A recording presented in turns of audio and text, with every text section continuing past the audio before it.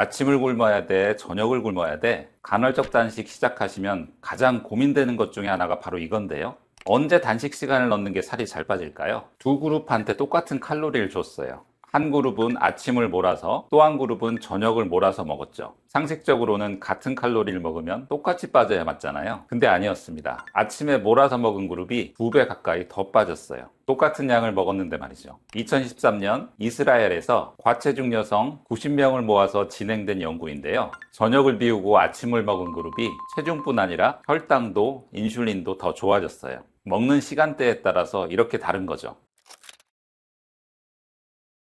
아침에 먹는 것보다 밤에 먹는 게 왜 더 살이 찔까요? 바로 인슐린 때문인데요. 밥을 먹으면 몸속에 들어온 혈당을 정리하는 직원이 있어요. 이 직원이 아침엔 아주 부지런합니다. 출근을 해서 피 속에 있는 혈당을 온몸의 세포로 쏙쏙 잘 넣어주죠. 이걸 인슐린 민감도가 높다고 표현을 하는데요. 근데 저녁이 되면요, 슬슬 퇴근 모드로 들어갑니다.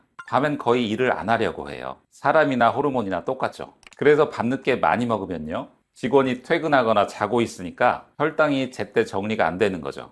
혈액 속에 남은 당은 지방으로 저장됩니다. 밤엔 또 수면 호르몬도 방해를 해요. 멜라토닌이 인슐린이 일하는 걸 막거든요. 결국 같은 음식이라도 밤에 먹으면 더 쌓이는 구조인 거죠. 식사 시간대를 조절하면 내장 지방을 줄여주고 간 수치까지 좋게 만들 수 있는데요. 한 팀은 아침 7시부터 오후 3시까지, 한 팀은 오후 3시부터 밤 11시까지 똑같이 8시간만 먹게 했습니다. 시간대만 다르게 하고요. 둘 다 16대8 간헐적 단식을 한 거죠. 연세대 연구팀이 진행했는데요.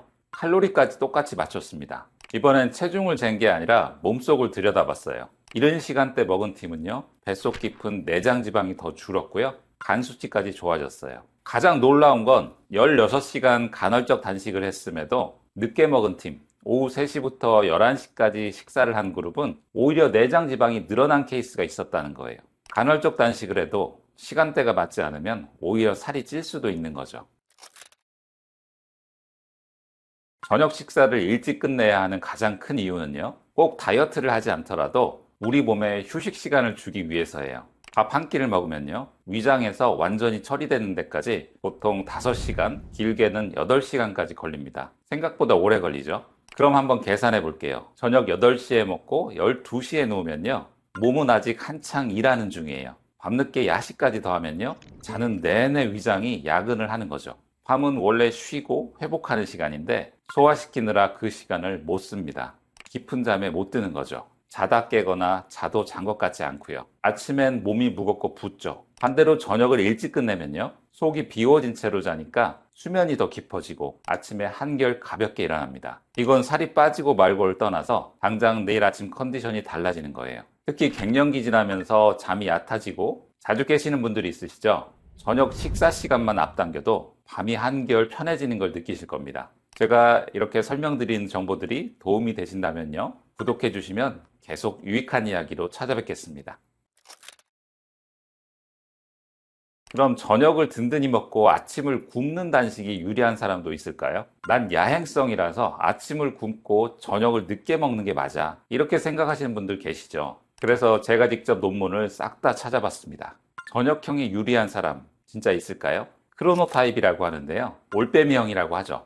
난 밤이 쌩쌩하니까 늦게 먹어야지. 2025년 연구에서 올빼미형을 둘로 나눠봤어요. 한쪽은 식사를 일찍 끝나게 하고 한쪽은 늦게 시작해서 늦게 끝나게 했죠. 결과는요, 올빼미형도 식사 스케줄을 일찍 시작하는 쪽이 체중이 더 빠졌어요. 공복 혈당은 물론이고 혈압도 더 좋아졌고요. 야행성인 분들조차 우리 몸은 아침에 먹고 저녁을 일찍 끝냈을 때 살이 잘 빠진다는 거죠. 한간에는 갱년기 여성이나 부신이 지친 사람은 저녁에 먹고 아침을 굶는 게 낫다, 이런 얘기가 있는데요. 제가 이것도 관련 논문을 58편을 모아 검토했더니 그런 건 입증된 적이 없다는 결론이었어요. 그리고 식사 시간대 연구들을 봐도 늦게 먹는 게 더 낫다는 결과는 찾기 어려웠습니다.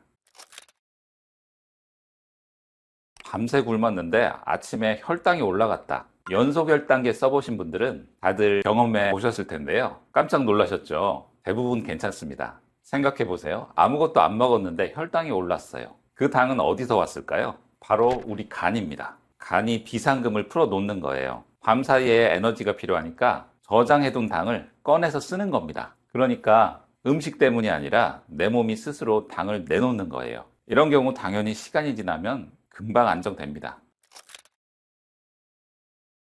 아침에는 우리가 음식을 섭취하지 않더라도 간에서 당을 만들어내기 때문에 공복 끝나고 첫 끼에 뭘 먹느냐가 참 중요합니다. 밤새 비운 위장은요, 아주 예민한 상태예요. 여기 빈속에 흰 쌀밥, 달달한 거 먼저 넣으면요, 혈당이 확 치솟습니다. 인슐린도 덩달아 쏟아져 나오고요. 그렇게 되면 우리 몸은 당을 지방으로 저장하는 신호를 강하게 보내죠. 살이 찐다는 얘기죠. 그런데 순서만 바꿔도 달라집니다. 채소 반찬을 먼저 드시고요. 샐러드나 나물, 무침, 쌈채소 같은 거죠. 그 다음에는 두부나 생선, 달걀, 콩 같은 단백질을 드시고요. 함께 잡곡밥을 드시는 순서예요. 같은 밥상인데 순서만 바꿔도 혈당이 천천히 올라가고요. 속도 훨씬 편안하죠. 오늘 이야기가 많았는데요. 복잡하면 이 세 가지만 기억하세요. 첫째, 언제 먹느냐? 같은 식사라도 하루 앞쪽에서 일찍 시작하고 오후에 일찍 끝내는 게 핵심입니다. 저녁을 최대한 당겨보세요. 둘째로 첫 끼 순서죠. 오래 굶었다고 빈속에 흰 쌀밥이나 달달한 거 먼저 넣지 마시고요. 나물 같은 채소, 단백질, 그 다음에 잡곡밥. 순서만 바꿔도 속이 편합니다. 셋째로는 무리하지 않는 거예요. 첫날부터 16시간, 18시간 이렇게 욕심을 내면 며칠 못 갑니다. 12시간부터 하세요. 야식 끊기. 딱 거기서부터 시작입니다. 약하게 시작해서 오래 가는 게 이깁니다. 단식은 굶기 시합이 아닙니다. 잘 챙겨 먹으면서 시간만 당기는 거예요. 오늘도 변화의 주인공은 바로 여러분입니다. 화이팅!